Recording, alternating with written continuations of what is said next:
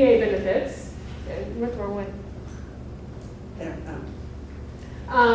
So at assisted living, we've been through the private pay, we've been through the long-term care insurance, so now we're going to look to veterans benefits.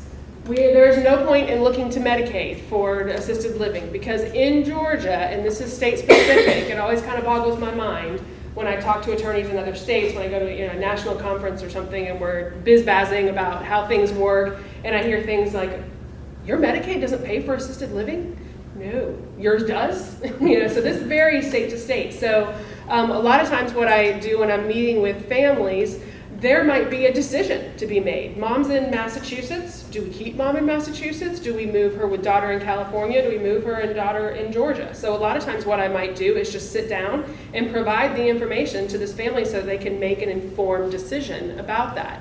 And by the way, stay in Massachusetts. Probably. They got a lot of services in Massachusetts.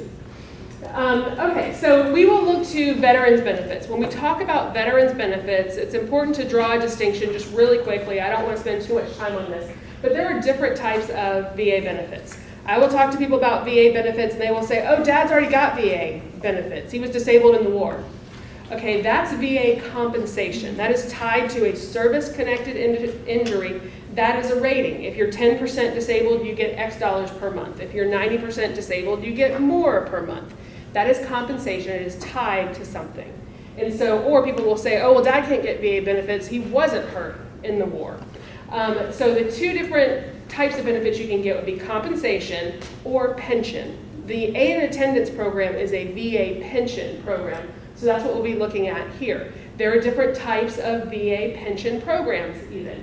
There's the low income pension. If you're familiar at all with our own Social Security system, if someone has limited assets, limited income, they get SSI. That's the Welfare Social Security Program. This low income pension, that's the VA equivalent of Social Security SSI benefits. Can they get both SSI and low income pension? You cannot, because if you're getting the low income pension, that's more than the SSI benefit, so that's going to disqualify you from the SSI.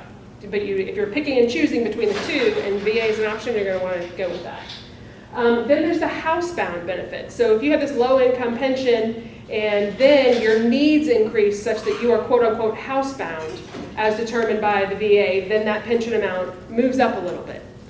And then if you are in a situation where you need the aid and attendance of another in order to carry out your activities of daily living, which is precisely what home care would be, or it's what assisted living would be, that's when you look to aid and attendance. So there's your background kind of on some of the VA programs.